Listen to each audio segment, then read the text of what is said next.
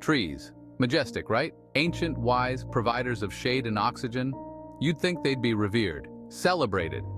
Instead, we grind them up basically and turn them into something we use to wipe up messes. Ironic, isn't it? This, my friends, is the tragicomic saga of paper. Imagine you're a tree, centuries old maybe. You've weathered storms, seen empires rise and fall. You're basically a living, breathing history book. Then one day, a bunch of humans with chainsaws show up. Not good. Not good at all. This is where our story begins. And to think all this indignity, this utter humiliation so we can have something to print out our emails, because carrying a phone is just too much effort, apparently. Oh, the injustice. The chainsaw, that's just the opening act in this arboreal tragedy. Next comes the uprooting, the unceremonious stripping of branches, the hauling away on the back of a flatbed truck. Talk about adding insult to injury.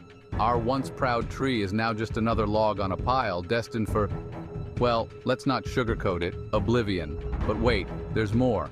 Our tree, stripped of its dignity and leafy crown, is about to face an even worse fate.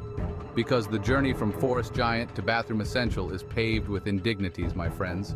Indignities and a whole lot of water. And you thought your last breakup was rough. Spare a thought for the trees, people.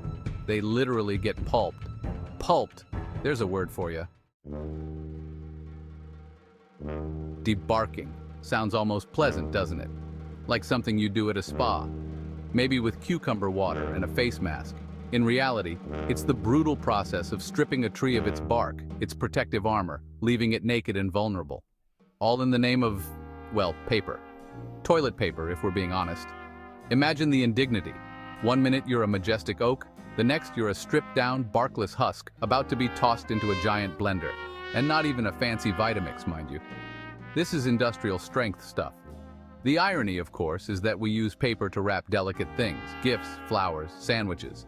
And yet, its creation involves the utter destruction of something far more delicate, far more essential to life as we know it. Trees, people. We're turning trees into toilet paper. Let that sink in. Section 4, pulp friction turning trees into a watery slush. Remember that giant blender I mentioned? Well, here's where things get messy, literally. Our debarked, humiliated tree is about to take a little swim, a very, very long swim, in a giant vat of water and chemicals. This, my friends, is the pulping process. The aim? To break down the wood fibers, to turn our once proud tree into a watery mush, a slurry, they call it. Which sounds vaguely appetizing, right? Wrong. It's basically wood soup, and not the kind you'd want to eat, unless you have a thing for splinters. And all this for what?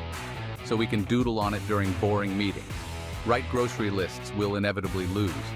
Print out articles about the environment, ironically enough, that we'll then recycle into more paper? The circle of life, eh? More like the circle of absurdity. Section 5, from sludge to shelf. The miraculous rebirth of tree flesh. From watery mush to pristine white sheet, the transformation is nothing short of miraculous. Of course, it helps to ignore the hole destroying a tree part. But hey, let's focus on the positive, shall we? Our pulpy friend is about to become something new, something useful. Well, sort of.